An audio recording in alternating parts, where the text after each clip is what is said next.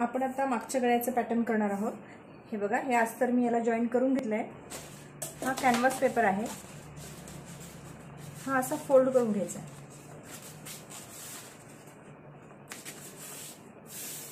Fold केल्यानंतर आपण हे ब्लाउजची घडी करणार आहोत।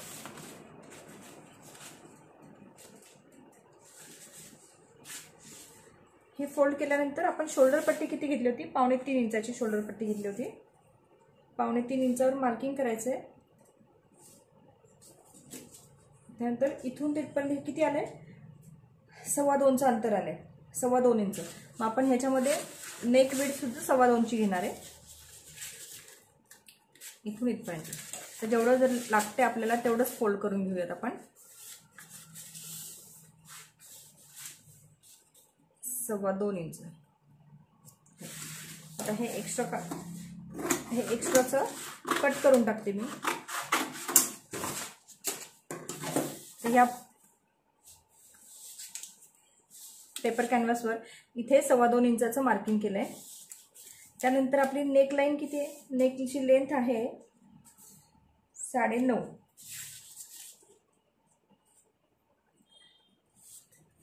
हा जसा रेक्टँगल आपण काढून घेतो अशा पद्धतीने हा रेक्टँगल काढून घेतलाय। त्यानंतर स्ट्रेट आपल्याला याला शेप द्यायचा आहे, वेगळा पॅटर्न बनवायचा आहे। ही विड्थ तर आपल्याला एवढीच पाहिजे ब्लाउजला, पण त्याच्यानंतर अजून आतून आपण थोडासा शेप द्यायचा आहे ब्लाउजला, आणि हा जो इथे उरेल तिथे आपल्याला पॅच लावायचा आहे।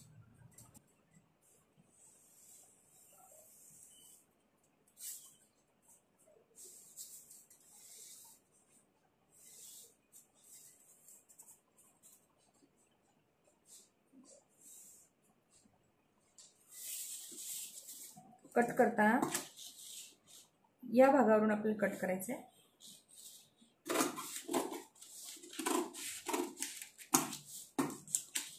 हा जो बाहेरचा भाग आहे तिथून कट करायचा आहे।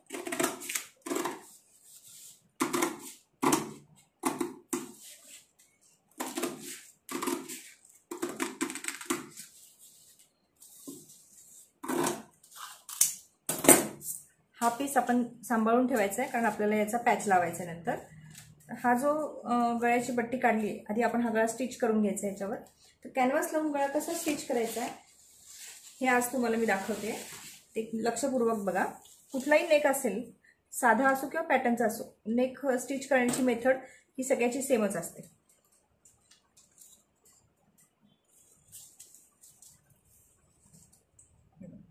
आता इथे पिन्स लावून घ्यायचे आपल्याला।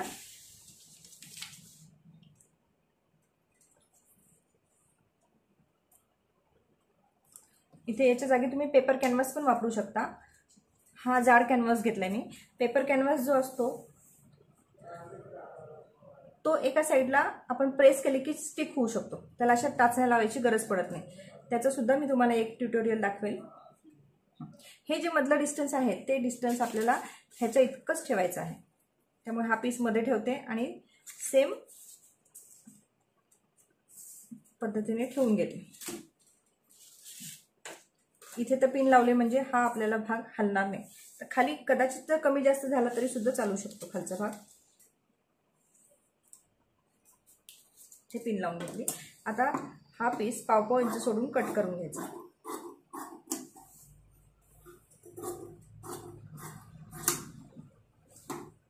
सगळीकडून 1.5 इंच घेऊन कट करून घेतलाय। आता हा जो बाहेरचा पोर्शन आहे तो आपण फोल्ड करून स्टिच करून घेणार आहोत। इथे फिनिशिंग करून घेणार आहे। सिंगल फोल्ड करायचंय आणि त्याला जस्ट स्टिच करायचंय। हा मधला पोर्शन असंच राहू द्यायचा।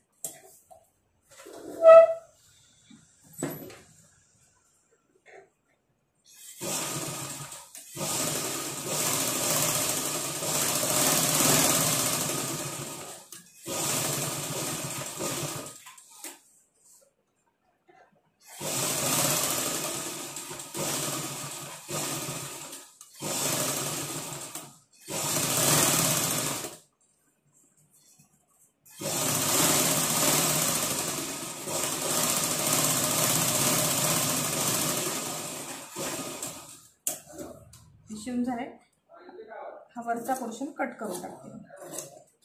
आता याचं फोल्ड करायचं आणि याचं सेंटर आपल्याला काढायचं. बरोबर सेंटर निघाला पाहिजे त्याचा.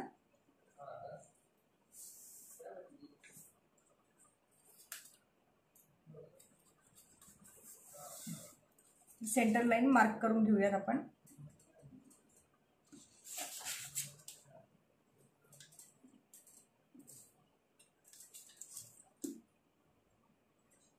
फोल्ड केले, ही लाईन मार्क करून घेतली. आता ही जी सेंटर लाईन आहे ती आपल्या ब्लाऊजच्या सेंटर लाईनवर ठेवायची. आता ब्लाऊजची सेंटर लाईन काढूया मागच्या भागाची. इथे सेंटरला तर स्लॅश मारते आणि याला पण, याच्या पण सेंटरला स्लॅश मारून घ्यायचा.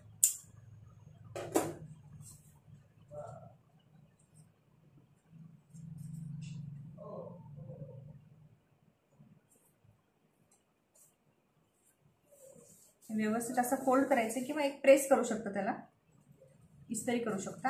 हे बघा, इथून मला दिसतं इथून सेंटरची लाईन मार्क झालेली आहे. आता हा सेंटर ब्लाऊजच्या सेंटरवर ठेवायचा आपल्याला. बरोबर सेंटरवर सेंटर ठेवला गेला पाहिजे, नाहीतर सेंटर हल्ला तर आपला गळा साईडला जाईल. आता या टाचण्या काढते आणि इथे लावते, किंवा ह्याच्या सेंटरला आपण एक स्टिच पण करू शकतो.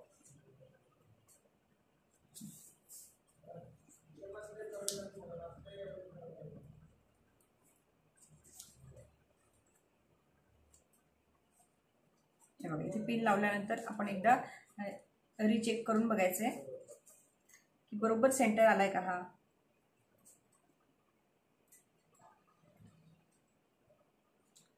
सरकलाय थोडासा,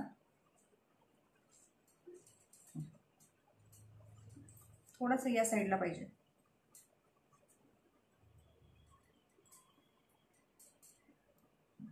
हे असं आपण एकदा चेक करून घ्यायचं. डायरेक्ट जर स्टिच करायला घेतलं तर गळा सरकू शकतो साईडला. कधी कधी तो लक्षात येत नाही, पण कधी कधी खूपच आपल्याला जाणवतं की तो गळा साईडला गेलेला आहे. हे बघा, आता हा बरोबर सेंटरला आलेला आहे. ही सरळ बाजू ठेवली, सरळ बाजूवर मी हा गळा ठेवला होता कॅनव्हासवर कट केलेला. आता ह्याच्या कॉर्नर पासून आपण हे स्टिच करायचं. कॅनव्हासवर शिलाई येऊ द्यायची नाहीये, कॅनव्हासच्या कडेकडेने स्टिच करायचं.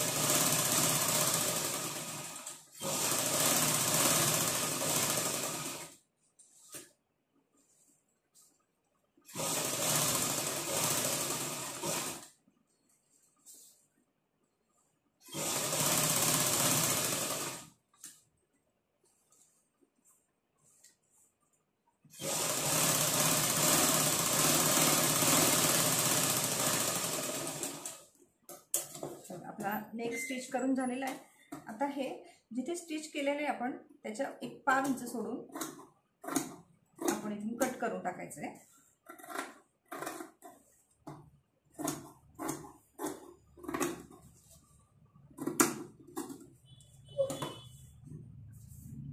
आणि याला स्लॅश मारायचे.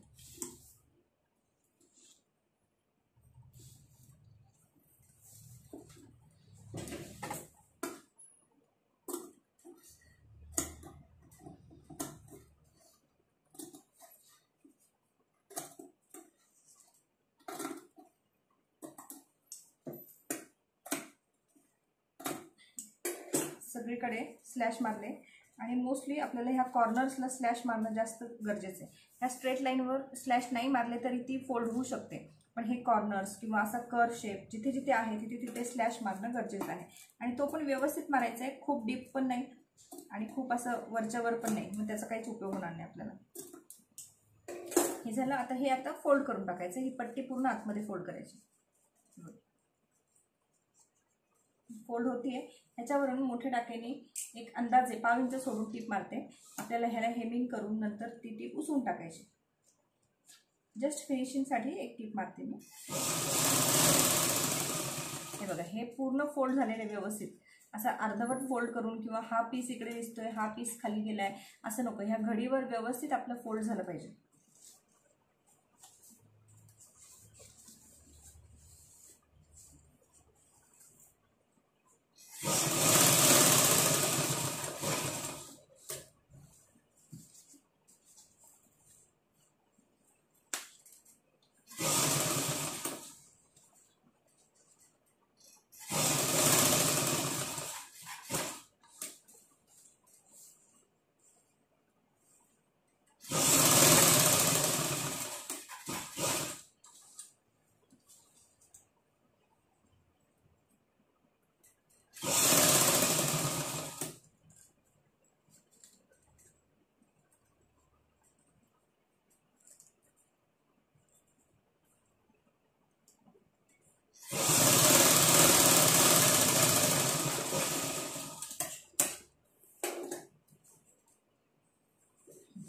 हा जर आपला नेक स्टिच करून हे बघा. आता याला आपण पायपिंग लावून घेणार आहोत. मग अशी जशी फ्रंट नेकला आपण पायपिंग लावली त्याच तशीच पायपिंग कॉर्ड पायपिंग लावायची आहे, पण त्याची आता मेथड थोडीशी वेगळी आहे. मग अशी जो आपण पुढच्या गळ्याला पायपिंग लावली तेव्हा त्या गळ्याची कंडिशन अशी होती, म्हणजे त्याला फिनिशिंग नव्हती, त्याला डायरेक्ट आपण पट्टी फोल्ड केली. पण जेव्हा गळ्याला फिनिशिंग असते तेव्हा पायपिंग कशी लावायची ते तुम्हाला दाखवते. याला पण आपण क्रॉस पट्टीच घ्यायची आहे. मोस्टली सगळीकडेच क्रॉस पट्टी घेऊन टाकायची. कधी सरळ पोर्शन असतो, कधी कर्व असतो, त्यामुळे सरसकट क्रॉस पट्टी घेतली की आपल्याला पायपिंग जॉईन करताना प्रॉब्लेम येत नाही.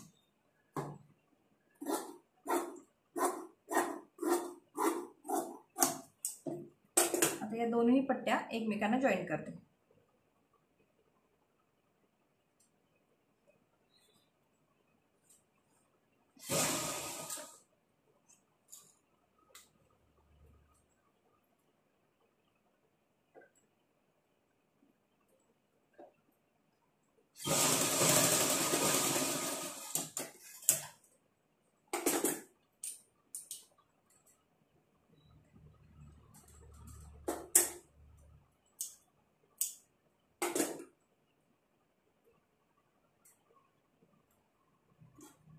असं फोल्ड करायचं. आता याची सुद्धा एक साइड आपण स्टिच करून घेणार आहोत.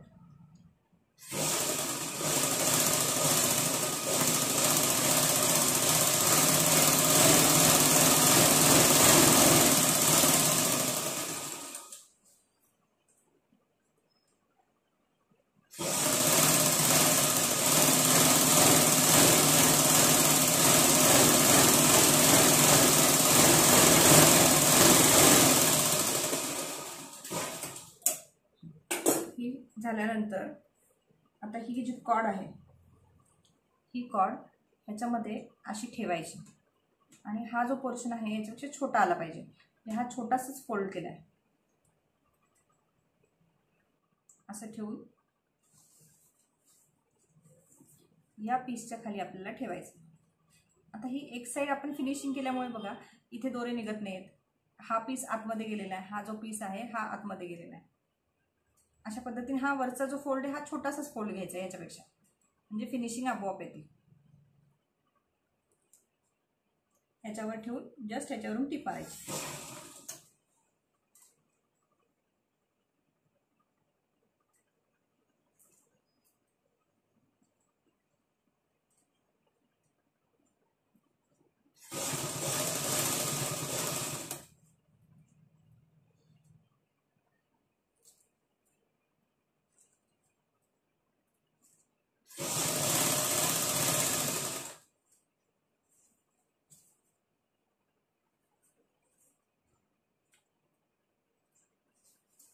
आता ही स्ट्रेट लाईन आहे, इथे नंतर टोक आलेलं आहे. आता इथे कसं करते मी लक्ष द्या. हे इथून इथपर्यंत स्टिच करून घ्यायचंय. या पॉइंट पर्यंत झालेलं आहे. आता सुई वर काढायची, हे बाजूला घ्यायचं जरा पीस, आणि हा जो पीस आहे हा असा रेडी पीस हा असा फोल्ड करायचा आहे आणि इकडे घ्यायचा आहे असं.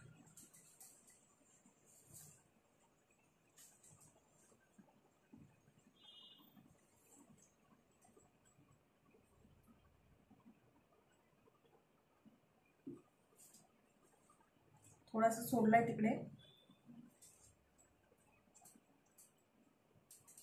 असं, आणि परत याच्यावर सुई ठेवून द्यायची.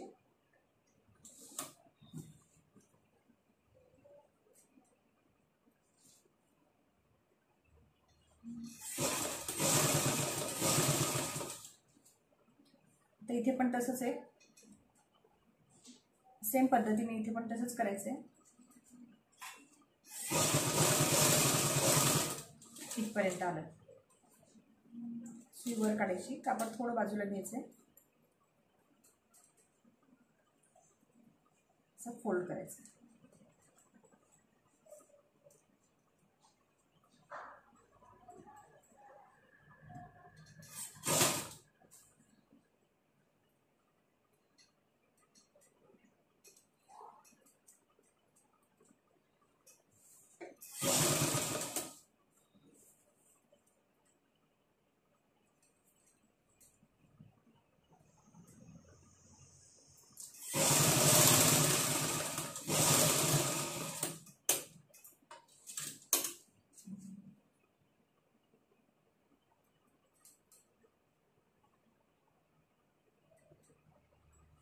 एकदम सोपं आहे, पण कॉन्सन्ट्रेशनने केलं की व्यवस्थित जमणार ते.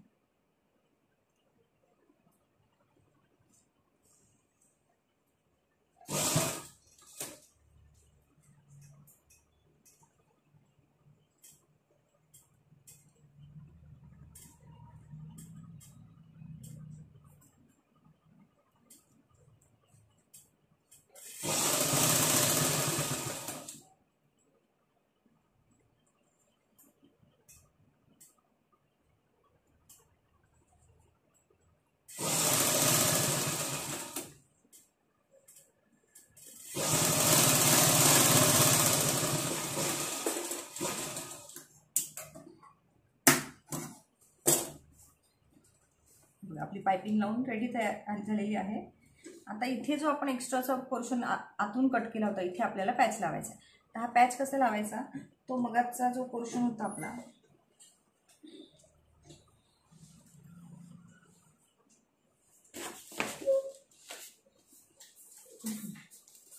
हा जो कॅनव्हास होता त्यातला हा जो मार्किंग केलेला पोर्शन आहे, हा आपल्याला इथे जॉईंट द्यायचा आहे. हा कट करून घ्यायचा याचा.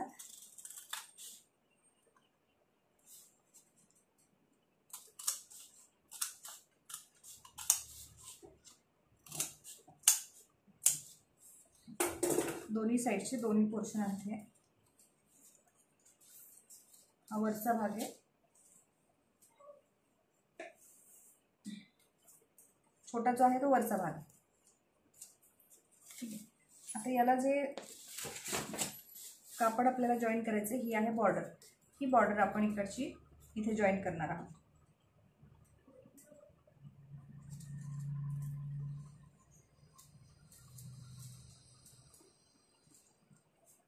ही अशी फोल्ड होतीये. ही एवढंच पोर्शन, प्लेन पोर्शन जो आहे तो आपण वापरणार आहोत इथे.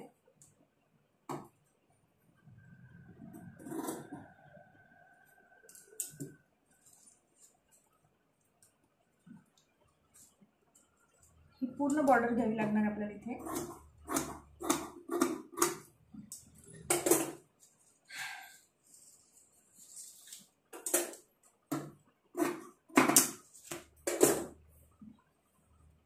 याला जेवढं लागते तेवढा पोर्शन आपण कट करून घेऊया.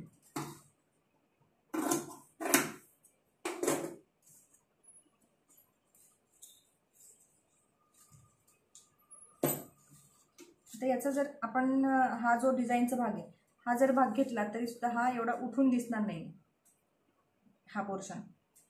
त्यामुळे आपण हा पोर्शन घेतला तरी सुद्धा चांगला दिसतो. मी हा प्लेन पोर्शन घ्यायचा तर आपण हा पण घेऊ शकत होतो. प्लेन पोर्शन घेतल्यानंतर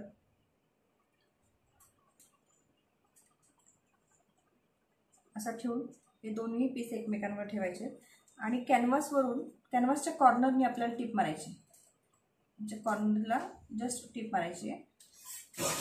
आपल्या हाताला मला जाणवतंय तिथून मी टिप मारून घेते.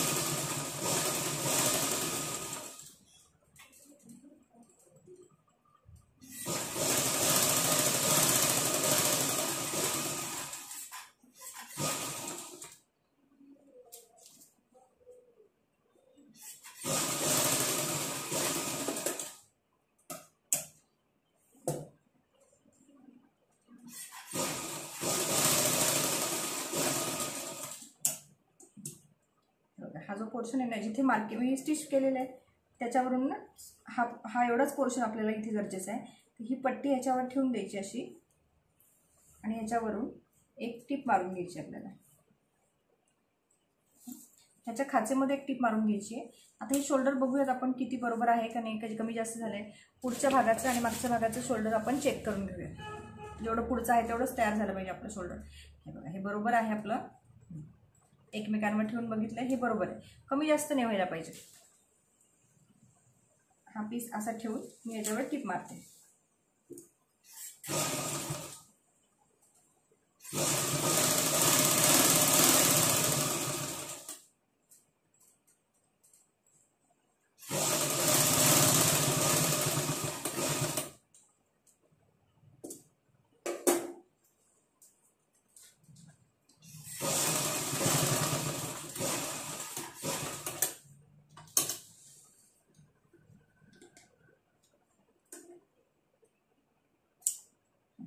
ही एक साईड झाली आहे. हे एक्स्ट्राचं फॅब्रिक कट करून टाकायचं. आता इकडची साईड करून घेऊयात आपण ती.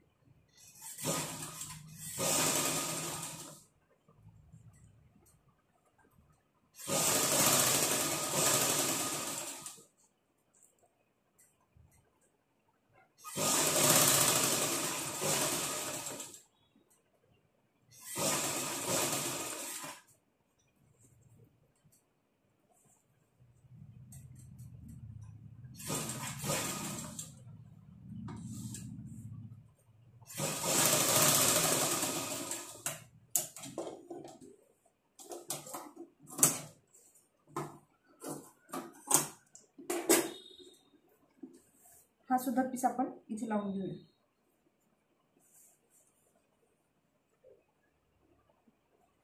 शोल्डर पट्टी बरोबर आहे का एकदा चेक करून घ्यायची आहे. ही किती झाली आहे? ही 3.5 आहे. ही पण 3.5 बरोबर आहे.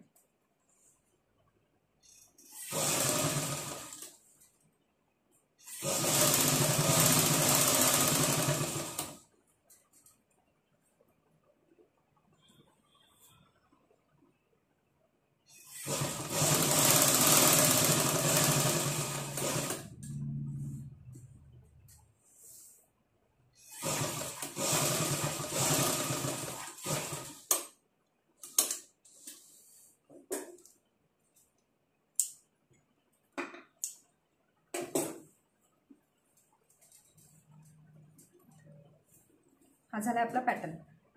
आता इथे आपण लेस पण लावू शकतो.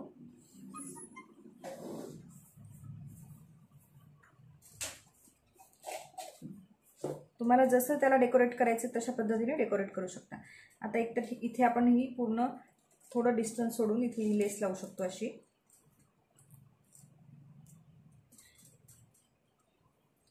अशी किंवा वेगळ्या पद्धतीने लावायची असेल तर ही अशी घेऊन सुद्धा लावता येईल. अशी आपण ह्याच्या शेपनुसार इथे लावून घेऊयात लेस.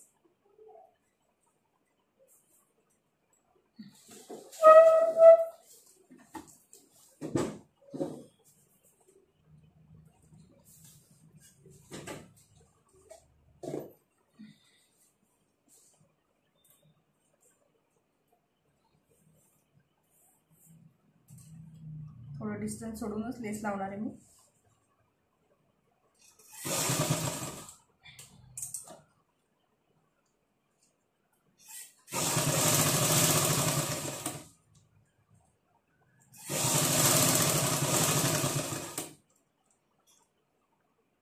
बघा इथे एक प्लेट घालते मी. छोटी प्लेट घालायची म्हणजे फिनिशिंग छान येते. कॉर्नर छान येतो त्याला.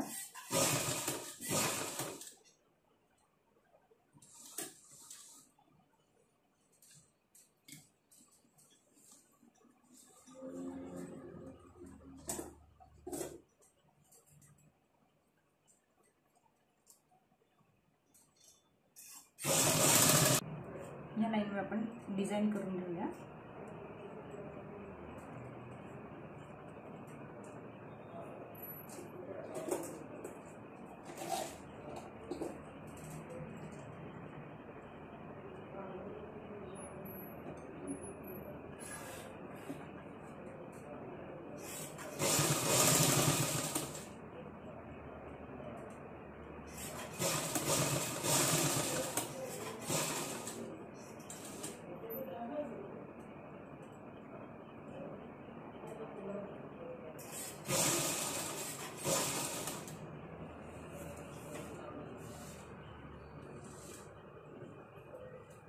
एक छोटीशी प्लेट घ्यायची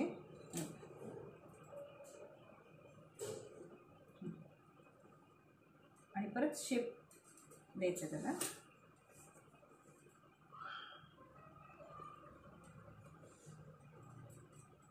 हा असा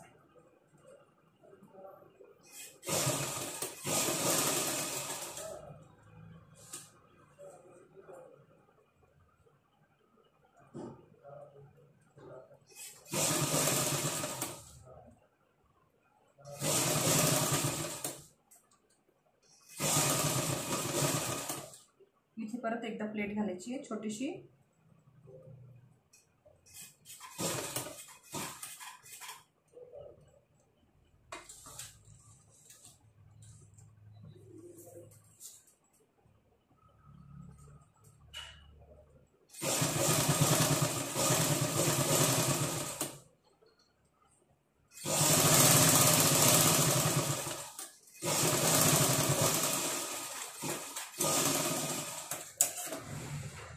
लेस कट करून टाकायची.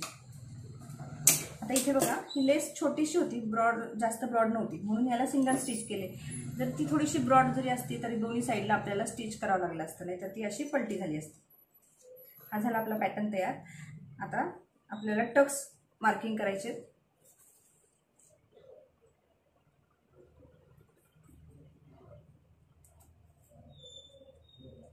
व्यवस्थित एकावर एक आलेला आहे आपला छान ब्लाऊज. आता इथे 1.5 इंचाचं मार्जिन सोडून देऊयात आणि त्याच्यानंतर मागचे टक्स मार्किंग करायचे. याचा सेंटर काढून 4.5 इंचावर टक्स द्यायचा आपल्याला. हा सेम टक्स आता कसं इथे स्लॅश मारून घ्यायचा आहे आणि या साईडला 4.5 इंचावर मार्किंग करायचं, म्हणजे इथे येतो तो टक्स.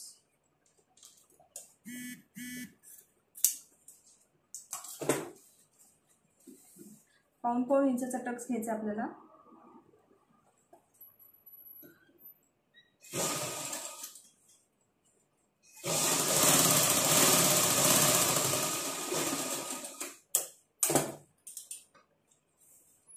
आणि इकडे सुद्धा पाऊण इंचाचा टक्स घ्यायचा.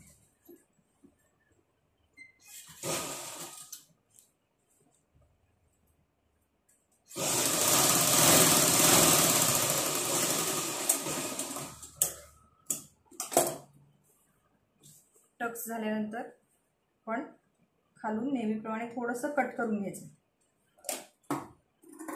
हा शेप थोडासा वरतून घ्यायचा आहे, म्हणजे हा असा खाली जात नाही. हे झालं आपलं मागचा भाग तयार. आता आपण कमरेला पायपिंग लावून घेऊया.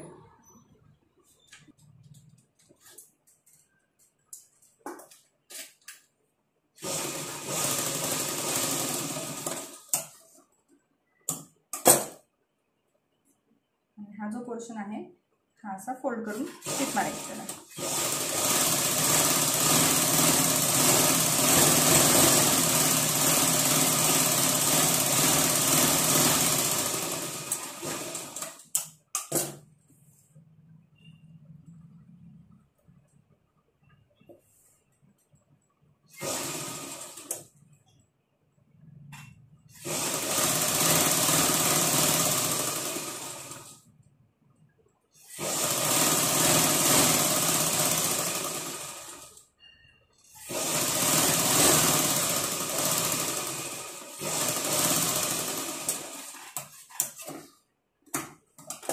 आता याच्यामध्ये कॉट टाकूया.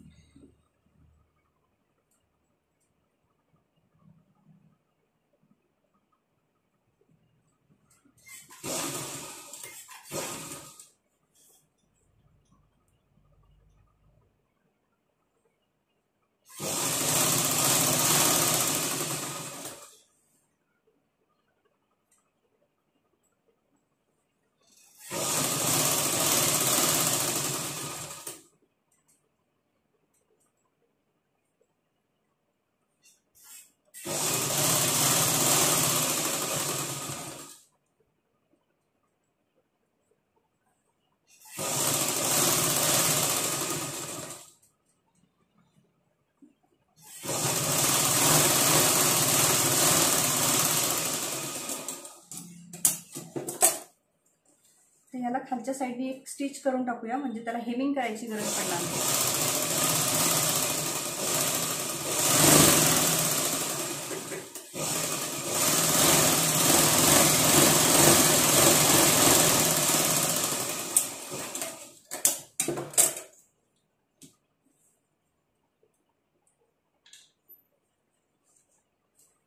हा आपला मागचा भाग तयार झाला.